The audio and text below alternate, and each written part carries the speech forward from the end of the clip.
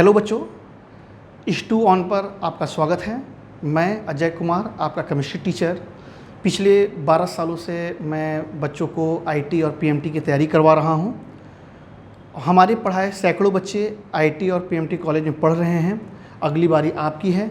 Start करते हैं आज आपकी क्लास। टेम्परेचर हम लोग पढ़ रहे थे, तो अगर हम लोग स्टार्ट करें और टेम्परेचर पढ़ना शुरू करें तो टेम्परेचर के लिए कल हमने बताया था कि बहुत से ऐसे केमिकल रिएक्शन है जहाँ पर अगर हम लोग 10 डिग्री सेल्सियस टेम्परेचर इंक्रीज़ करते हैं तो रेट ऑफ रिएक्शन या तो दुगना या तो तिगुना होता है।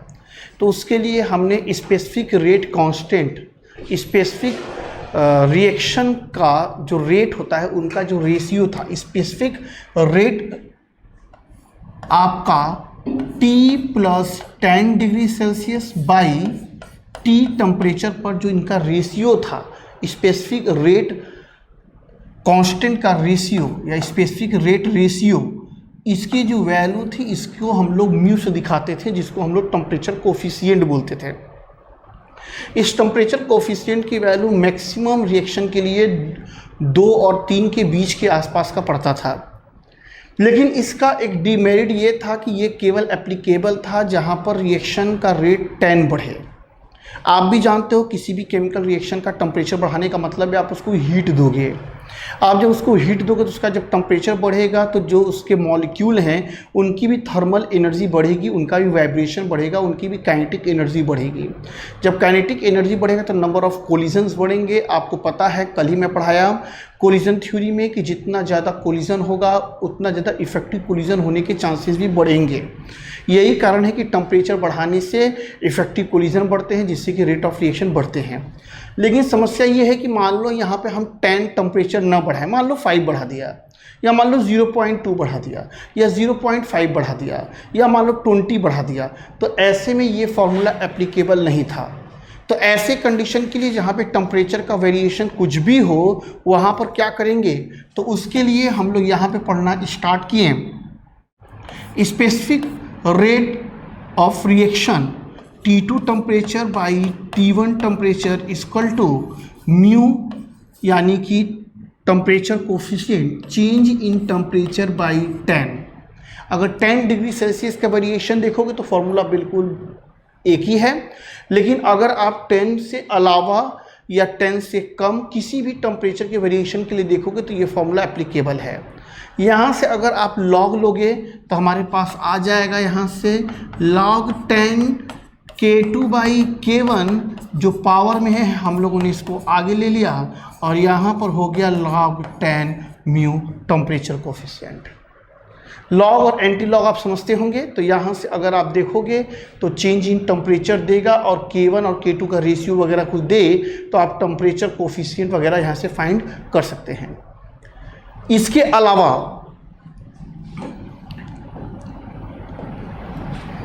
आर्हेनियस साहब ने एक और थ्योरी दिया है। उन्होंने बताया कि स्पेसिफिक रेट कांस्टेंट टेम्परेचर और एक्टिवेशन एनर्जी का रिलेशन दिया है। वो रिलेशन यहाँ पर था K = E के पावर में EA/RT। ये K जो है ये स्पेसिफिक रेट कांस्टेंट है, A जो है उसको हम लोग फ्रीक्वेंसी फैक्टर बोलते हैं, और E के पावर में जो -EA/RT है ये EA एक्टिवेशन एनर्जी है, R गैस कांस्टेंट है, T आपका टेम्परेचर है। यहाँ से अगर हम लोग K/A की बात करें, E के पावर में यहाँ से हो जाएगा EA/RT। यहाँ से अगर हम बात करें K/A जो है ये उन मॉलिक्यूल का फ्रैक्शन है जिनकी एनर्जी या तो एक्टिवेशन एनर्जी के बराबर है या तो उससे ज़्यादा है। कल मैं आपको बैरियर पढ़ाया था, एनर्जी बैरियर। इफेक्टिव कोलिजन किसी रिएक्शन में हो उसके लिए आपको एनर्जी बैरियर और ओरिएंटेशन बैरियर में पढ़ाया था। एनर्जी बैरियर में मैंने आपको यहाँ पर एनर्जी बैरियर में एक्टिवेशन एनर्जी बताया था। मैं बताया था कि कोई भी रिएक्शन में रिएक्टेड मॉलिक्यूल के पास अगर एक्टिवेशन एनर्जी होगी या उससे ज़्यादा एनर्जी होगी तो ही वो इफेक्टिव कोलिजन कर सकता है, तभी वो रेट ऑफ रिएक्शन को चेंज कर सकता है। यानी कि यहाँ पर जो K/A है ये वो फ्रैक्शन है ये उन मॉलिक्यूल का फ्रैक्शन है जिनकी एनर्जी या तो एक्टिवेशन एनर्जी के बराबर या तो ज़्यादा है। ये रहा आपके पास e के पावर माइनस EA/RT। अगर आपके पास NCERT बुक है तो NCERT बुक में आप सबसे पीछे आएंगे तो यहाँ पर एक एक्सरसाइज में नहीं, एग्जाम्पल में, इंटेक्स प्रॉब्लम में एक क्वेश्चन है हाइड्रोजन आयोडाइज को लेकर, जहां पर आपको एक्टिवेशन एनर्जी, टेम्परेचर वगैरह दिया है और पूछा है कि आपको पता लगाना है उन मॉलिक्यूल का फ्रैक्शन जिनकी एनर्जी या तो एक्टिवेशन एनर्जी के बराबर या तो ज़्यादा है। वापस से यहाँ पर आते हैं, के क्या है, के रेट कांस्टेंट है, ए आपका फ्रीक्वेंसी फैक्टर है, number of collision attempt in reactant system between reactant molecule, और ये उन मॉलिक्यूल का फ्रैक्शन है जिनकी एनर्जी या तो एक्टिवेशन एनर्जी के बराबर है या तो उससे ज़्यादा है। यहाँ से अगर हम लोग लॉग लें, ये हमारा रहा k इक्वल टू ए ई के पावर में EA/RT। अगर हम यहाँ से लॉग ले लें तो हमारे पास हो जाएगा log EK equal to log EA minus EA/RT। यहाँ से log EE की वैल्यू 1 होती है, जैसे log 10 की वैल्यू 1 होती है, इसलिए log EE की वैल्यू 1 होती है। मैंने इसको गायब कर दिया। यहाँ से ये एक्सपोनेंशियल फंक्शन है, बेस 10 अगर हम ले लें तो ये हो जाएगा log 10K बराबर log 10A minus activation energy 2.303 RT। यानी कि अगर यहाँ से हम ग्राफ देखें, ग्राफ किसका किसका देखें, log 10K और 1/T का, तो ये हो जाएगा y equal to mx plus c। ये इंटरसेप्शन हो जाएगा, यानी ग्राफ जब भी बनेगा ओरिजिन के ऊपर से बनने वाला है। और अगर हम लोग स्लोप की बात करें, स्लोप नेगेटिव है तो ये कुछ ऐसे नीचे चला आएगा। ये जो स्लोप है उसकी वैल्यू हो जाएगी एक्टिवेशन एनर्जी 2.303, यहाँ से हो जाएगा r।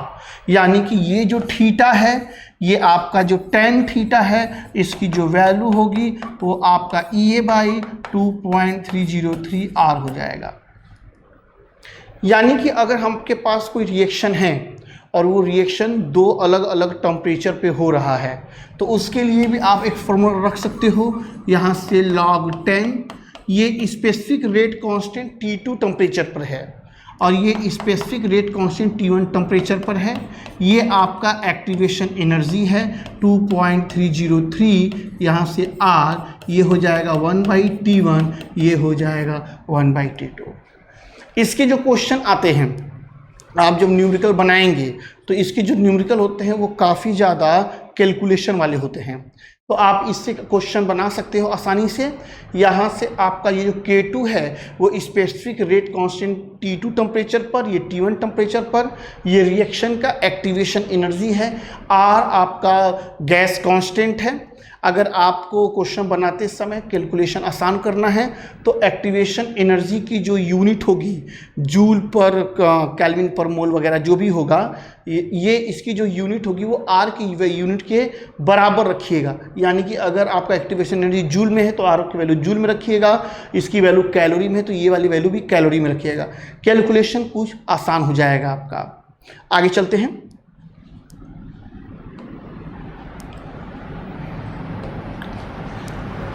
यहाँ पर हम लोग वो सारे फैक्टर पढ़ रहे थे जो कि रिएक्शन की रेट को चेंज करते हैं। इसमें हम लोग कैटलिस्ट पढ़ना था। कैटलिस्ट वो केमिकल सब्सटेंस होते हैं जो कि रिएक्शन की रेट को चेंज करते हैं, रिएक्शन में पार्टिसिपेट करते हैं और रेट ऑफ रिएक्शन को चेंज कर देते हैं, लेकिन उनका खुद का फिजिकल और केमिकल कंपोजिशन चेंज नहीं होता। इस प्रोसेस को हम लोग कैटालिसिस बोलते हैं और उन केमिकल सब्सटेंस को हम लोग कैटलिस्ट बोलते हैं। कैटलिस्ट जो होता है वो 4 टाइप के होते हैं, positive catalyst, negative catalyst, auto catalyst और इंड्यूस कैटलिस्ट। लेकिन केमिकल काइनेटिक्स में आपको 2 टाइप के कैटलिस्ट पढ़ने हैं, एक है पॉजिटिव कैटलिस्ट और एक है नेगेटिव कैटलिस्ट। तो ये पॉजिटिव कैटलिस्ट किस तरह से काम करता है इसको देखते हैं। तो अगर हम लोग पॉजिटिव कैटलिस्ट की बात करें तो ये हमारा रिएक्टेंट है, ये हमारा प्रोडक्ट है। जैसा कि नाम है positive catalyst, positive catalyst are those chemical substance which increase the rate of reaction by decreasing the activation energy of the reaction। Positive catalyst वो केमिकल सब्सटेंस होता है जो कि रिएक्शन के रेट को तेज कर देता है, आप रिएक्शन की एक्टिवेशन एनर्जी को कम करके। वो कैसे, यहाँ देखेंगे। ये हम लोगों ने एनर्जी और रिएक्शन कोऑर्डिनेट का ग्राफ बना दिया। ग्राफ हमारे पास कुछ ऐसा रहा। आप ग्राफ को देख के ही समझ सकते हो कि ग्राफ जो है वो एक एंडोथर्मिक रिएक्शन का है। ऐसा क्यों? क्योंकि ये जो एनर्जी है ये रिएक्टेंट का है और ये जो एनर्जी है ये प्रोडक्ट का है। तो रिएक्टेंट की तुलना में प्रोडक्ट के पास ज़्यादा एनर्जी है, आपके पास कम एनर्जी है। ज़्यादा कब होगा? जबकि वो एनर्जी स्टोर करेगा, एनर्जी को एब्जॉर्व कर लेगा। तो ये हमारा एक एंडोथर्मिक रिएक्शन। अगर हम लोग रिएक्शन की बात करें तो ये रिएक्शन तभी हो पाएगा जबकि रिएक्टेंट मॉलिक्यूल इस बैरियर को दाग दें। ये था आपका एक्टिवेशन एनर्जी। तो ये आपका हो गया activation energy, absence of catalyst. अब आपने इसमें कोई पॉजिटिव कैटलिस्ट लगाया। जब पॉजिटिव कैटलिस्ट लगाया तो वो करेगा क्या? रिएक्शन के एक्टिवेशन एनर्जी को कम कर देगा। अब रिएक्टेंट पार्टिकल इस बड़े वाले बैरियर से न जाकर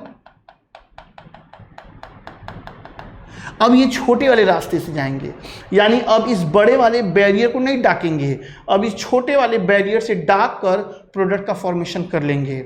तो ये है आपका activation energy, presence of catalyst. पहले जो था ये आपका अब्सेंस ऑफ कैटलिस्ट था, और जैसे ही आपने यहाँ पर पॉजिटिव कैटलिस्ट लगाया रिएक्शन की एक्टिवेशन एनर्जी को कम कर दिया, रिएक्शन की एक्टिवेशन एनर्जी कम हो गया। अब क्या है, इस बड़े वाले बैरियर से लोग न जाकर छोटे वाले से जाएंगे। इस ग्राफ को मैं थोड़ा साफ बना रहा हूँ, एक मिनट।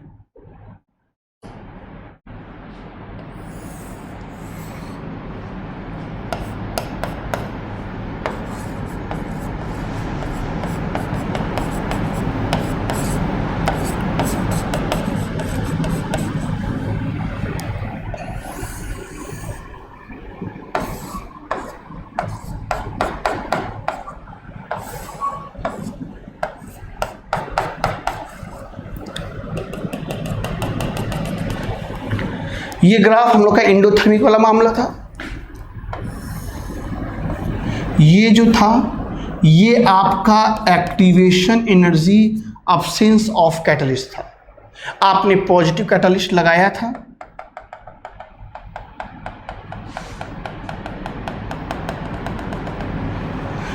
अब ये हो गया आपका एक्टिवेशन एनर्जी। ये जो आपका एक्टिवेशन एनर्जी है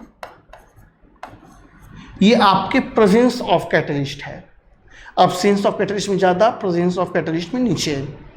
आप जैसे ही पॉजिटिव कैटलिस्ट लगाते हो आपके पास रिएक्शन में उन मॉलिक्यूल की संख्या बढ़ जाती है। आप जैसे ही पॉजिटिव कैटलिस्ट लगाते हो रिएक्शन में आपकी उन मॉलिक्यूल की संख्या बढ़ जाती है जो कि आपको इफेक्टिव कोलिजन दे सकते हैं। इसको आप ऐसे समझो, मान लो जेईई मेंस का एग्ज़ाम है और जेईई मेंस वालों ने एक सर्कुलर निकाला है, बोला है कि आप वही बच्चा जेईई मेंस का पेपर दे सकता है जिनका परसेंट 80% हो। बच्चा वही पेपर देगा, जेईई मेंस का सर्कुलर में ये निकला कि वही बच्चा जेईई मेंस का पेपर देगा जिनका 80% होगा 12th में बोर्ड में। तो अब 12th बोर्ड में 80% वाले बच्चे रिएक्शन में पार्टिसिपेट करेंगे, यानी कि एग्ज़ाम में पार्टिसिपेट करेंगे। लेकिन वहीं जेईई मेंस वाले ने फिर नया सर्कुलर निकाला कि नहीं, 70% तक के बच्चे जेईई मेंस का पेपर दे सकते हैं। तो अगर 80% में ऑल इंडिया में 4 लाख बच्चे थे जो कि जेईई मेंस का पेपर दे सकते थे, यानी कि ऑल इंडिया में जो बच्चे थे 4 लाख वो जेईई मेंस का पेपर दे सकते थे, यानी इफेक्टिव कोलिजन वो दे सकते थे। लेकिन जैसे ही उन्होंने कट ऑफ को डाउन किया, बोला कि नहीं 70% वाले देंगे, अब पूरे इंडिया में 7 लाख बच्चे हो गए हैं जो कि जेईई मेंस का पेपर दे सकते हैं। तो आपके पास जैसे ही आपने कट ऑफ डाउन किया नंबर ऑफ स्टूडेंट बढ़ गए, एप्लीकेबिलिटी बढ़ गई बच्चों को पेपर देने की। यही होता है यहाँ पर, आप जैसे ही एक्टिवेशन एनर्जी को कम करते हो आपके रिएक्शन में उन मॉलिक्यूल की संख्या बढ़ जाती है जो कि इफेक्टिव कोलिजन देने वाले हैं। तो यहाँ पर भी यही हुआ, जैसे ही आपने पॉजिटिव कैटलिस्ट लगाया एक्टिवेशन एनर्जी घटा, तो एक्टिवेशन एनर्जी घटा तो उन मॉलिक्यूल की संख्या बढ़ गई है जो कि अब आपको इफेक्टिव कोलिजन देंगे। यहाँ से अगर हम देखें तो ये है आपका स्पेसिफिक रेट कांस्टेंट, कब? जबकि अब्सेंस ऑफ कैटलिस्ट था, कोई कैटलिस्ट नहीं था। यहाँ पर हो गया E, ये है आपका activation energy absence of catalyst by RT। अब आपने यहाँ पर लगा दिया है कैटलिस्ट, कौन सा कैटलिस्ट? Positive catalyst. ये आपका इक्वेशन 1 था। आप जैसे ही पॉजिटिव कैटलिस्ट लगाए तो ये है specific rate constant presence of catalyst. आपने लगाया, एक्टिवेशन एनर्जी घट गया सर। यहां से अब हो गया AE के पावर में activation energy presence of catalyst by RT equation second. हम लोग इक्वेशन सेकेंड को इक्वेशन फर्स्ट से डिवाइड कर रहे हैं। हम लोग इक्वेशन सेकेंड को इक्वेशन फर्स्ट से डिवाइड कर दिए। तो specific rate constant presence of catalyst by absence of catalyst, यहाँ से ये कैंसिल हो गया तो E के पावर में यहाँ पे आएगा activation energy absence of catalyst, activation energy presence of catalyst by RT। हम लोग जब इस इक्वेशन को इस इक्वेशन से इससे डिवाइड करेंगे तो ये टर्म नीचे आ जाएगा। जब ये टर्म नीचे आएगा तो नेगेटिव में है, नेगेटिव में तो ऊपर आएगा पॉजिटिव में हो जाएगा। दोनों में जो RT था कॉमन ले लिया और ये एक्टिवेशन एनर्जी अब्सेंस आगे कर दिया। यानी कि यहाँ से हम लोग इसको लिख सकते हैं E के पावर में change in activation energy by RT। दोनों साइड हम लोग लॉग ले रहे हैं सर, तो यहाँ से हो जाएगा आपका log E specific rate constant presence of catalyst by absence of catalyst equal to change in activation energy by RT। अगर बेस 10 में लेना हो तो आप इसको ऐसे रखो, base 10 presence of catalyst by absence of catalyst बराबर change in activation energy by 2.303 RT। एक बात को हमेशा ध्यान रखना है, नेगेटिव कैटलिस्ट में भी यही फॉर्मूला एप्लीकेबल हो जाएगा, कोई नया डेरिवेशन की जरूरत नहीं पड़ेगी। एक चीज़ का ध्यान आपको ये रखना है कि आप जो चेंज इन एक्टिवेशन एनर्जी रखे हो वो आपका activation energy absence of catalyst और activation energy presence of catalyst है।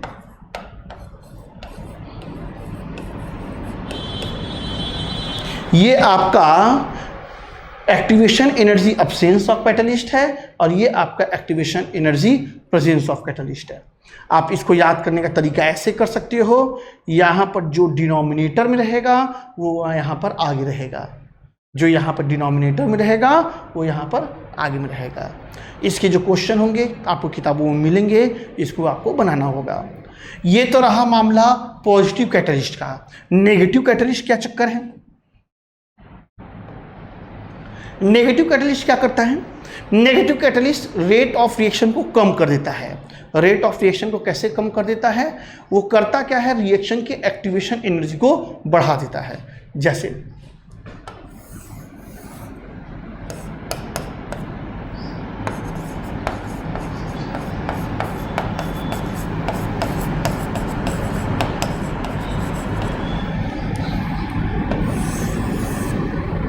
ये आपका एनर्जी ऑफ रिएक्टेंट, ये आपका एनर्जी ऑफ प्रोडक्ट,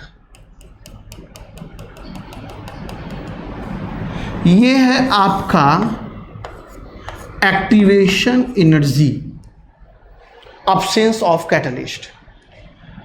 आपने इसमें लगा दिया नेगेटिव कैटलिस्ट, नेगेटिव कैटलिस्ट आएगा और वो रिएक्शन के एक्टिवेशन एनर्जी को बढ़ा देगा। अब ये आपका है activation energy presence of catalyst, ये था अब्सेंस ऑफ कैटलिस्ट। तो नेगेटिव कैटलिस्ट आपने लगाया उसने किया क्या, रिएक्शन के एक्टिवेशन एनर्जी को ही बढ़ा दिया सर, जिससे कि रेट ऑफ रिएक्शन धीमा हो जाएगा। बाकी का डेरिवेशन जैसे कि आपने पहले पढ़ा है पॉजिटिव के लिए बिल्कुल सेम निकल कर आएगा। आगे चलते हैं। अगला हमारे पास है molecularity of reaction. Molecularity of reaction क्या होता है, जब कोई केमिकल रिएक्शन हो रहा है उस केमिकल रिएक्शन में रिएक्टेंट का जो स्टोइचियोमेट्रिकल कोफिशिएंट है उनका जो सम होता है वही मॉलिक्यूलरिटी ऑफ रिएक्शन होता है।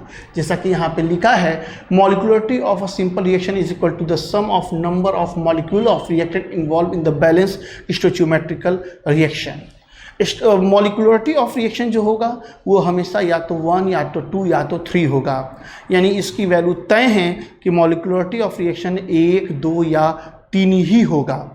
मॉलिक्यूलरिटी ऑफ रिएक्शन 1 से कम नहीं हो सकता है और 3 से ज़्यादा नहीं हो सकता, क्योंकि कोलिजन थ्योरी के हिसाब से ये माना जाता है कि पार्टिकल में जो म्यूचुअल कोलिजन हो सकता है वो 3 से ज़्यादा पार्टिकल का नहीं हो सकता, इसलिए मॉलिक्यूलरिटी हमेशा 1, 2 या 3 आती है। मॉलिक्यूलरिटी एक थ्योरिकल कॉन्सेप्ट है, ये एक कल्पना है कि वहाँ पर ऐसे ऐसे होता है। इसकी वैल्यू जो होती है वो मल्टीपल स्टेप रिएक्शन के लिए मीनिंगलेस है। ये सिंपल रिएक्शन के लिए तो एप्लीकेबल है, लेकिन बहुत कॉम्प्लेक्स रिएक्शन यानी कि बहुत मल्टीपल स्टेप कह सकते हैं, ऐसे रिएक्शन के लिए मॉलिक्यूलरिटी ऑफ रिएक्शन जो है वो मीनिंगलेस है। हमारे पास आता है रेट लॉ और ऑर्डर ऑफ रिएक्शन। हमारे पास कोई केमिकल रिएक्शन है, उसके लिए हम लोग रेट लॉ लिख रहे हैं। जैसे कि अगर हम लोग यहाँ बात करें, मान लेते हैं कोई केमिकल रिएक्शन है, A मोल A है, B मोल B है, रिएक्शन C मोल C और D मोल D है। अगर इस रिएक्शन का हमको रेट लॉ लिखना है तो रेट ऑफ रिएक्शन जो होगा वो प्रोपोर्शनल होगा A का कंसंट्रेशन और B के कंसंट्रेशन का प्रोडक्ट। जो A और B का जो पावर होगा वो आपका अल्फा और बीटा होगा, यानी कि आपके रिएक्शन में जो A और B रिएक्शन कर रहे हैं उनका अल्फा मोल और B का बीटा मोल ही रिएक्शन में पार्टिसिपेट कर पा रहा है। फिर से समझ लें, अल्फा और बीटा का मतलब ये है कि ये जो स्टोइचियोमेट्रिकल कोफिशिएंट है उनसे कोई मतलब नहीं है।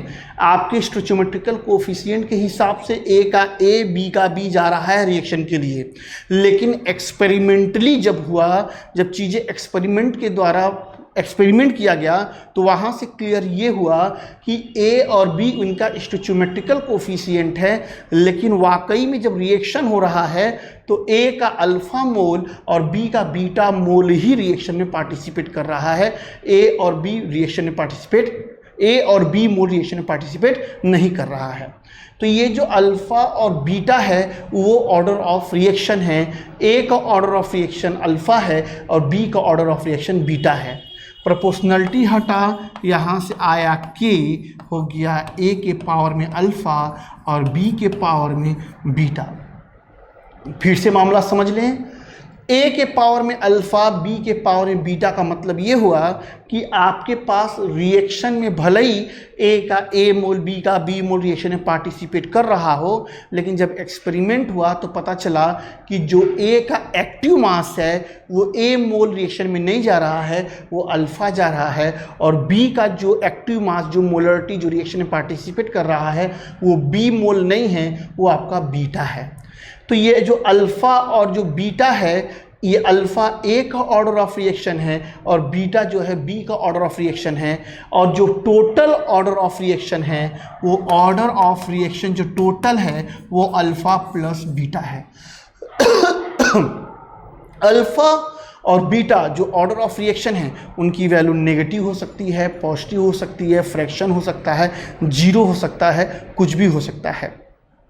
जो अल्फ़ा और बीटा की वैल्यू है वो थ्योरिकल नहीं है, मॉलिक्यूलरिटी ऑफ रिएक्शन की तरह ये थ्योरिकल कॉन्सेप्ट नहीं है, ये एक्सपेरिमेंटल कॉन्सेप्ट है।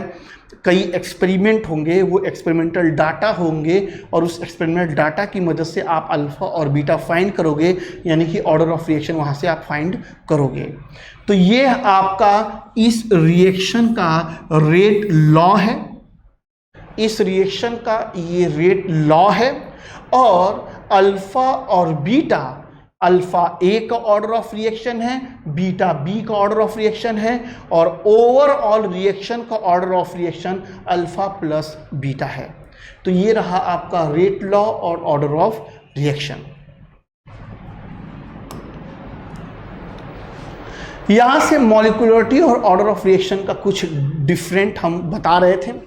जैसे पहले रिएक्शन में देखें तो आपके रिएक्शन में जो भी मॉलिक्यूल, आयन या एटम पार्टिसिपेट करते हैं उनका जो सम है वो मॉलिक्यूलरिटी है। लेकिन ऑर्डर ऑफ रिएक्शन क्या है, आप रेट लॉ लिखोगे। आप कभी इस रिएक्शन को देख के नहीं कह सकते कि वो रिएक्शन का ऑर्डर ऑफ रिएक्शन ये होगा। ये एक्सपेरिमेंटल है, जब तक ये न बोले कि ये रिएक्शन सिंगल स्टेप का है। जब आपसे ये बोल देगा कि भैया ये सिंगल स्टेप रिएक्शन है, यूनि स्टेप रिएक्शन है, तो आप तुरंत समझ जाओ कि molecularity he order of reaction है, तब वहाँ पे आप बता सकते हो। वैसे आप रिएक्शन को देख के नहीं बोल सकते कि उसका ऑर्डर ऑफ रिएक्शन क्या होगा। तो वहाँ पर जो आप रेट लॉ लिखोगे तो उनका जो सम होगा रिएक्टेंट स्पीसीज के पावर का, वो आपका ऑर्डर ऑफ रिएक्शन होगा। कह रहा है कि order of reaction whole number भी हो सकता है, जीरो, फ्रैक्शन, पॉजिटिव, नेगेटिव, कुछ भी हो सकता है।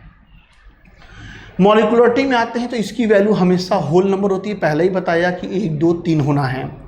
कह रहा है कि ये थ्योरिकल कॉन्सेप्ट, मैंने आपको पहले ही बताया ये थ्योरिकल है और ये एक्सपेरिमेंटल कॉन्सेप्ट है। कह रहा है कि ये जो मीनिंगफुल है केवल सिंगल स्टेप रिएक्शन के लिए, मल्टीपल स्टेप रिएक्शन के लिए मॉलिक्यूलरिटी ऑफ रिएक्शन का कोई मतलब नहीं है। लेकिन यहाँ पर जो ऑर्डर ऑफ रिएक्शन है ये ओवरऑल रिएक्शन के लिए आपको निकल कर आता है कि इस रिएक्शन में उसकी क्या उसका क्या ऑर्डर ऑफ रिएक्शन होगा। आगे चलते हैं। आपको कोई रिएक्शन दे दे और उस रिएक्शन में बोले कि कोई रिएक्टेंट है जो कि हमारे पास एक्सेस अमाउंट में है या लार्ज अमाउंट में है, तो आपके रिएक्शन में जो भी केमिकल स्पीसीज लार्ज अमाउंट में, ज़्यादा अमाउंट में होता है, उसका ऑर्डर ऑफ रिएक्शन जो होता है वो 0 हो जाता है। इस पर कुछ क्वेश्चन देख लीजिए। आपके पास ये कोई क्वेश्चन है, कह रहा है कि एक रिएक्शन है ए और बी, जहाँ पे रिएक्शन करके सी बनाते हैं और उनका ये डाटा दिया गया है। What is the rate equation, हम लोग को रेट इक्वेशन लिखना है और रेट कांस्टेंट पता करना है। तो इस रिएक्शन का मतलब आप समझ लो कि ऑर्डर ऑफ रिएक्शन आपको पता करना है और आपको रेट कांस्टेंट की वैल्यू पता करनी है। हमेशा की तरह मैं आपको 1 मिनट का समय दे रहा हूँ, इस क्वेश्चन को बनाएं।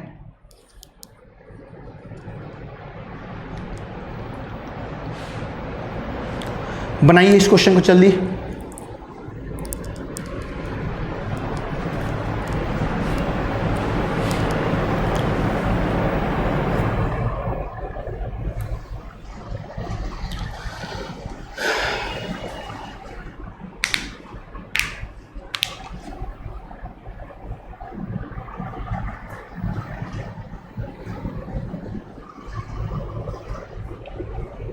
समय आपका चालू है भाई, जल्दी करें।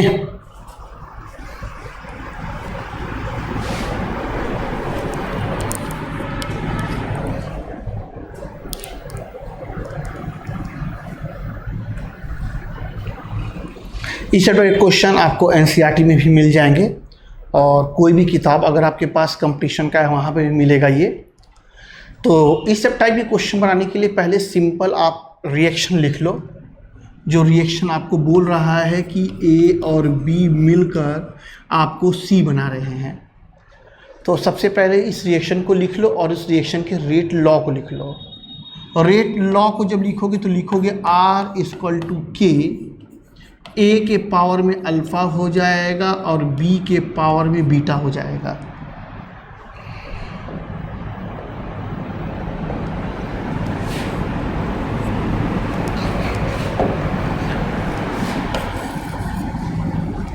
सबसे पहले आप एक रिएक्शन लिख लो और उस रिएक्शन के लिए रेट लॉ पहले से लिख लो। अब मामला ये आता है कि अब ये क्वेश्चन बनेगा कैसे, अल्फ़ा और बीटा की वैल्यू कैसे पता होगी और आपको कैसे के की वैल्यू पता चलेगी। ये जो एक्सपेरिमेंट बोल रहे हैं, एक्सपेरिमेंट 1, 2, 3, उसमें से ऐसा कोई 2 एक्सपेरिमेंट उठाओ जहाँ पर किसी एक रिएक्टेंट का कंसंट्रेशन बराबर मिले। तो अगर हम ध्यान दें तो रिएक्शन सेकेंड और थर्ड अगर हम लोग ले लें तो वहाँ पर हम लोग को ए का कंसंट्रेशन कॉमन दिख रहा है। तो ऐसे कंडीशन में हम लोग यहाँ से इसको उठाते हैं, हम लोग लिखते हैं rate of reaction second value है 1.2 इंटू 10 के पावर -4 इक्वल टू के। यहाँ पर हो जाएगा 0.06 के पावर में अल्फ़ा और यहाँ पर हो जाएगा 0.06 के पावर में बीटा। ये हो जाएगा बीटा। थर्ड रिएक्शन में आ जाते हैं, तो जब हम लोग थर्ड रिएक्शन में आते हैं तो 2.7 10 के पावर -4 हो जाएगा के। ए का तो सेम कंसंट्रेशन 0.06 के पावर में अल्फ़ा है और यहाँ पर 0.09 के पावर में बीटा है। दोनों इक्वेशन को कैंसिल आउट कर दीजिए। तो 10 के पावर -4 से 10 के पावर -4 कैंसिल, के से के कैंसिल, 0.06 के पावर अल्फ़ा 0.06 के पावर अल्फ़ा ये कैंसिल। हमारे पास यहाँ पर 1.2 और 2.7 बचेगा। इसको अगर हम लोग डिवाइड करें 3 से तो यहाँ से ये आ जाएगा 4 और यहाँ पर ये आ जाएगा 9। इसको हमने 12 और इसको हमने 27 मान लिया। इसको बराबर कर लिया, यहाँ पर इसको 3 से काटेंगे, ये 2 बार में आ जाएगा और ये 3 3 जा 9 हो जाएगा। तो यहाँ से आ गया हमारा वैल्यू बीटा। तो अब हम लोग बीटा की क्या वैल्यू रखें कि ये 4/9 आ जाए। तो यहाँ से अगर आप ध्यान दो तो हम लोग अगर बीटा की वैल्यू 2 रख दें तो काम हो जाएगा। कैसे हो जाएगा? जैसे ही आप यहाँ पे 2 रखोगे तो 2 2 जा 4, 3 3 जा 9, यानी कि इस रिएक्शन में जो ऑर्डर ऑफ रिएक्शन है बी का जो ऑर्डर ऑफ रिएक्शन है वो 2 है।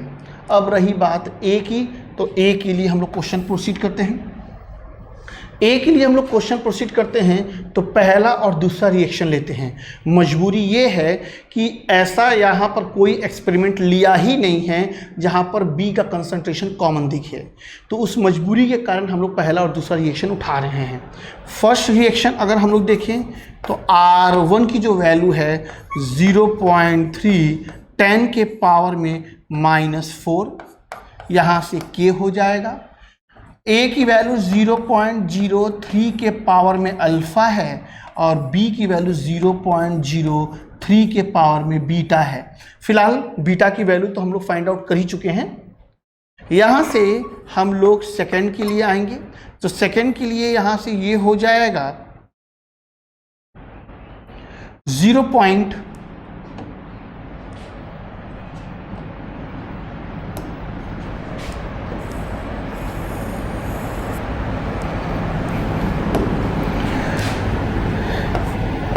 यहाँ पर जो कंसंट्रेशन था, रेट ऑफ रिएक्शन था, वो हमारा है 0.3 और जो R2 है ये है 1.2 10 के पावर -4 इक्वल टू के, 0.06 के पावर में अल्फ़ा और यहाँ है 0.06 के पावर में बीटा।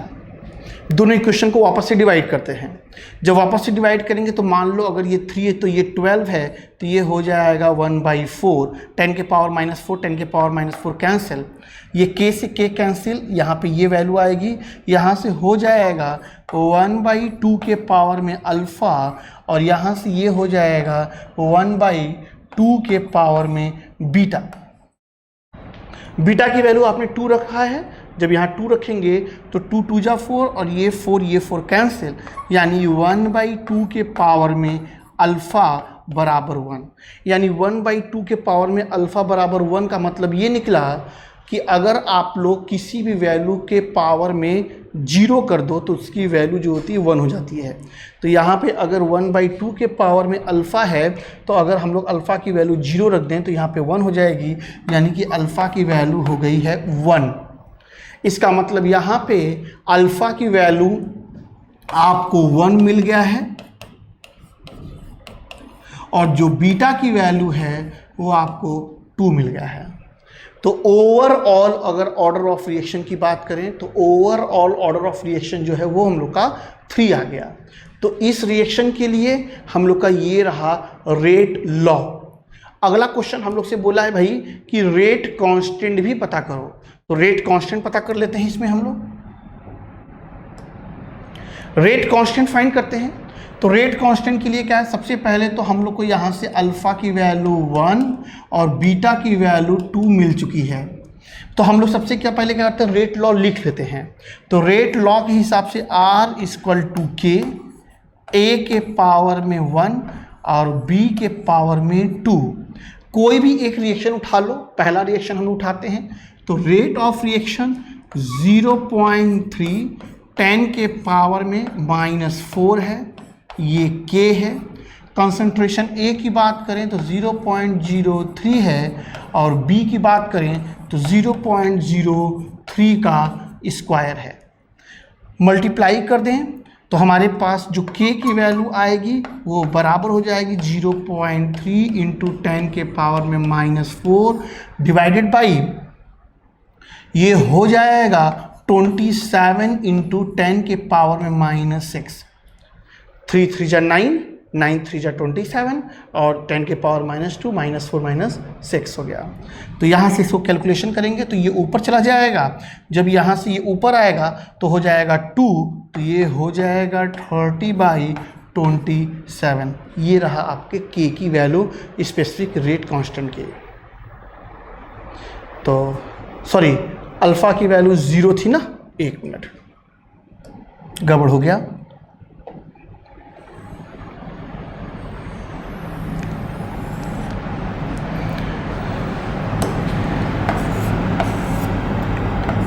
अल्फ़ा की वैल्यू हमारे पास 0 थी तो यहाँ से ये गायब हो जाएगा।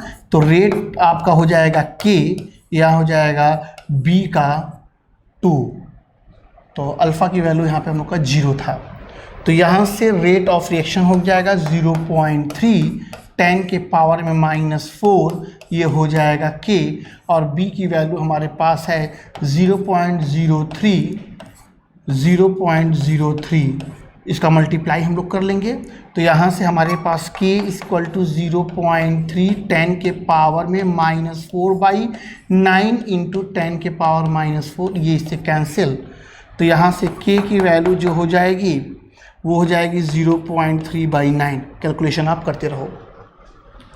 तो ये ऐसे हम लोग के पास क्वेश्चन आएंगे, आपके पास टेबल आ जाएगा और टेबल से आपको अल्फ़ा और बीटा की वैल्यू या रेट कांस्टेंट की वैल्यू फाइंड करनी रहेगी। नेक्स्ट क्वेश्चन आपके पास है, नेक्स्ट क्वेश्चन आपके पास ये दिया हुआ है, कह रहा है कि डिकम्पोजिशन है हाइड्रोजन आयोडाइज का। हाइड्रोजन गैस और आयोडीन गैस में ये रिएक्शन है, ये हाइड्रोजन आयोडाइड का कंसंट्रेशन और ये रेट ऑफ डिकम्पोजिशन है। ऑर्डर ऑफ रिएक्शन आपको फाइंड आउट करना है। 1 मिनट का समय दिया, पता करें उसको।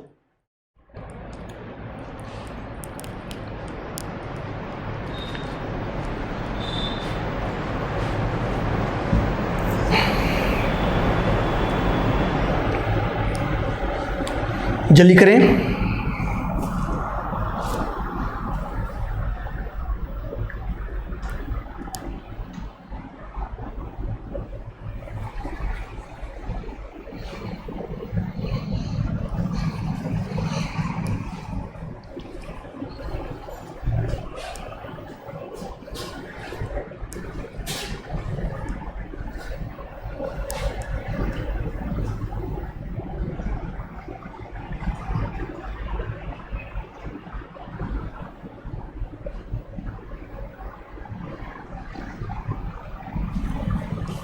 चलो 1 मिनट समय ख़त्म हुआ।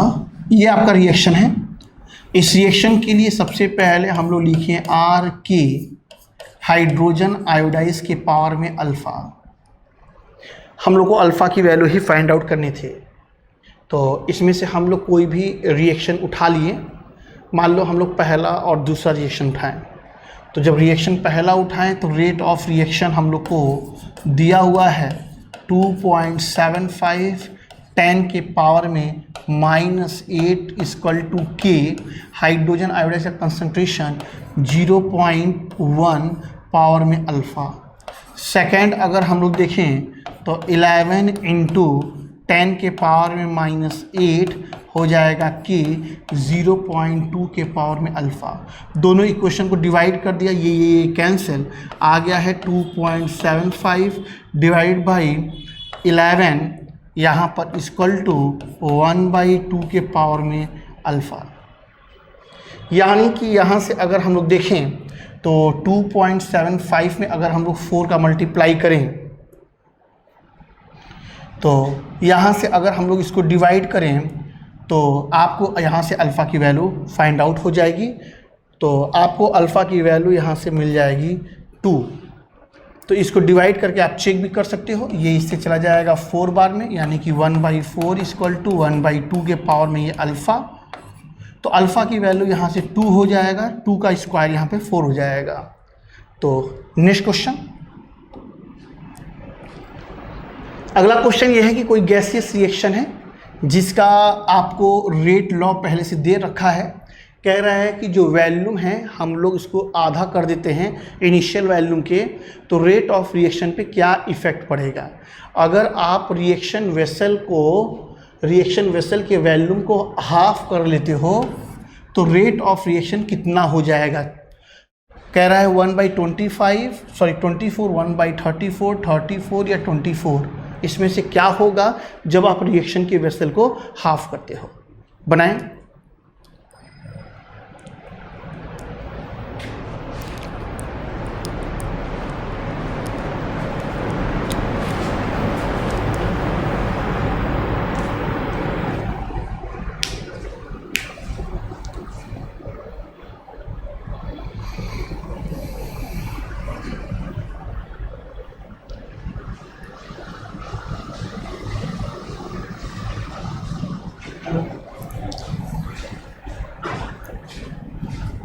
यहाँ से सबसे पहले हम लोग रेट ऑफ रिएक्शन फर्स्ट उठाते हैं।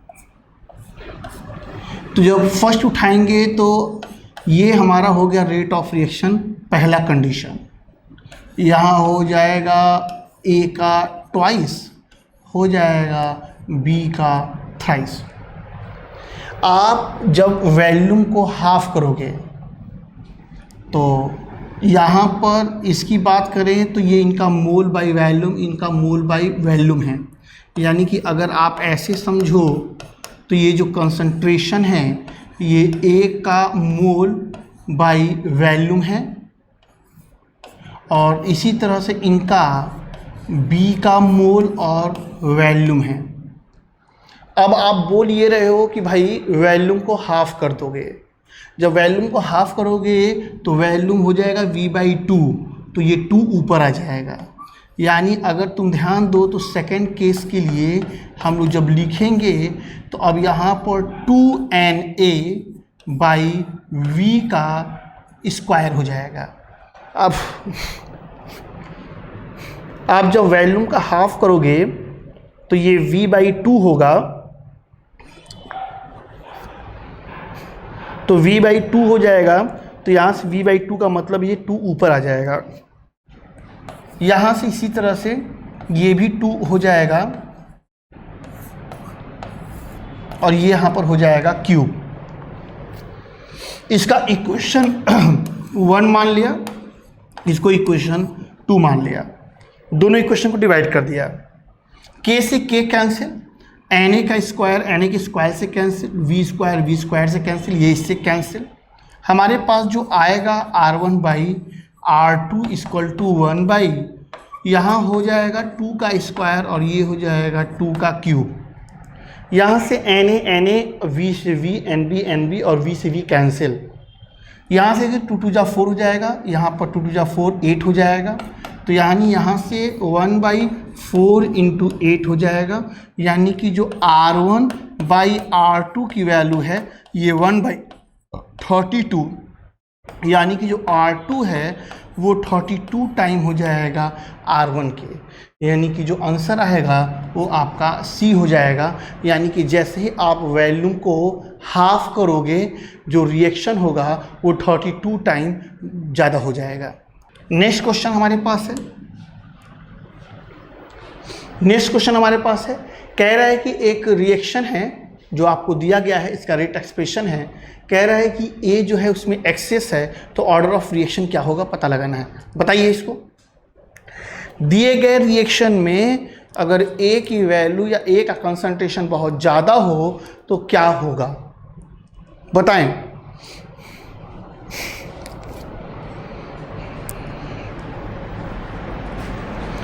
ए अगर ज़्यादा एक्सेस अमाउंट में है तो कौन सा ऑप्शन इसमें सही होगा? जल्दी।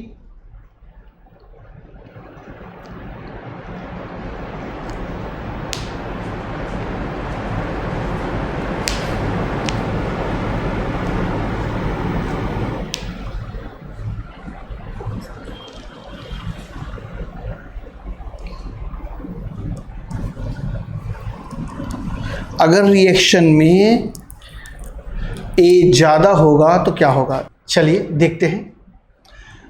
इस रिएक्शन के लिए जो रेट लॉ था R इक्वल टू के, ए हो जाएगा और बी का स्क्वायर हो जाएगा।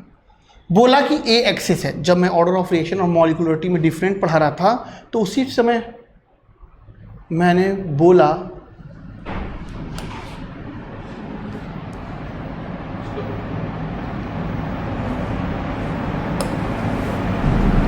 जब मैं आपको ऑर्डर ऑफ रिएक्शन और मॉलिक्यूलरिटी में डिफरेंट पढ़ा रहा था उसी समय मैंने आपको बताया कि किसी भी केमिकल रिएक्शन में अगर कोई रिएक्टेंट एक्सेस अमाउंट में हो जाए तो उसका जो ऑर्डर ऑफ रिएक्शन है वो जीरो होता है।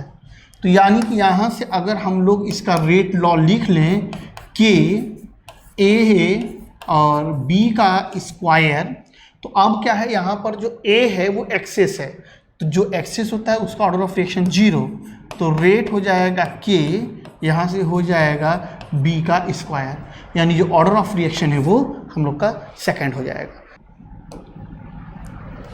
नेक्स्ट हमारे पास ऑर्डर ऑफ रिएक्शन में कई ऑर्डर ऑफ रिएक्शन हम लोग को पढ़ने हैं। उन ऑर्डर ऑफ रिएक्शन में सबसे पहले हम आपको पढ़ाने जा रहे हैं जीरो ऑर्डर रिएक्शन। तो जीरो ऑर्डर रिएक्शन की अगर बात करें तो एक रिएक्शन है जहाँ ए से प्रोडक्ट बी बनता है। एक्सपेरिमेंट के द्वारा पता चला है कि ये भाई जीरो ऑर्डर रिएक्शन है। तो अगर जीरो ऑर्डर रिएक्शन है तो रेट ऑफ रिएक्शन जो होगा वो के हो जाएगा और कंसंट्रेशन जो होगा ए के पावर में जीरो रहेगा। तो ए के पावर में कंसंट्रेशन जीरो का मतलब है कि वो 1 हो गया, यानी कि रेट ऑफ रिएक्शन कांस्टेंट है। इसका मतलब ये हुआ कि रेट ऑफ रिएक्शन और कंसंट्रेशन का ग्राफ अगर हम लोग देखें तो आप कंसंट्रेशन जितना बढ़ा लो लेकिन रेट ऑफ रिएक्शन हमेशा हम लोग का कांस्टेंट होगा। आप कंसंट्रेशन चाहे जितना भी बढ़ा लो लेकिन रेट ऑफ रिएक्शन हमेशा हमारा कांस्टेंट चलेगा, वो हमेशा फिक्स चलेगा। यहाँ से अगर हम लोग रेट ऑफ रिएक्शन की बात करें ए के टर्म में, तो जो कंसंट्रेशन होगा ए का वो समय के साथ घटेगा। हम लोगों ने इसको बराबर के रखा। यहाँ पर हम लोगों ने इसको लिखा डी ए, यहाँ से हम लोगों ने लिखा गया डी टी।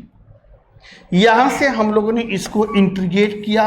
हमने माना जब समय जीरो था तो उस समय इसका कंसंट्रेशन ए नॉट था, लेकिन जब ये रिएक्शन टी समय तक प्रोसीड कर गया, जब टी समय तक रिएक्शन प्रोसीड कर गया तो उस समय ए का कंसंट्रेशन ए नॉट बचा है। तो यानी कि यहाँ से हो जाएगा इसका upper limit minus lower limit, यहाँ से हो जाएगा आपका upper limit minus lower limit. इसको मल्टीप्लाई कर देते हैं माइनस को अंदर, तो यहाँ से हो जाएगा के टी, यानी कि के इक्वल टू ए नॉट और ए बाई टी। ये हो गया zero order expression. Half time आप पे आएगा। हाफ टाइम क्या होता है? हाफ टाइम किसी भी रिएक्शन का वो टाइम जहाँ पर इनिशियल कंसंट्रेशन जो होता है वो आधा हो जाता है। तो यानी कि यहाँ पे हाफ टाइम जब रखेंगे तो के हो जाएगा ए नॉट हो जाएगा और ये ए नॉट बाई 2 और ये 1/2 हाफ टाइम। 1 में से हाफ माइनस करेंगे तो यहाँ से जो हाफ टाइम निकल कर आया वो ए नॉट बाई आ गया है आपका 2k। जो यहाँ पर t के साथ आप हाफ देख रहे हो ये सिंबल है। ऐसा नहीं कि क्वेश्चन में जब आंसर नहीं है तो हाफ या किधर मल्टीप्लाई कर दो, ऐसा नहीं है। ये जो हाफ यहाँ पर है वो सिंबल है, तो आप इसको कैलकुलेशन के लिए यूज ना करना। यहाँ से अगर हम लोग ग्राफ देखें, किसका ग्राफ? हाफ टाइम का और कंसंट्रेशन का। आप कंसंट्रेशन बढ़ाते जाओ, हाफ टाइम बढ़ता जाएगा। तो ये रहा आपका जीरो ऑर्डर। कल जब मुलाकात होगी तो हम लोग फर्स्ट ऑर्डर रिएक्शन पढ़ेंगे, सेकेंड एंड तक जाएंगे, फर्स्ट सेकेंड थर्ड पढ़ाएंगे, फिर एंड तक जाया जाएगा। आज के लिए इतना ही।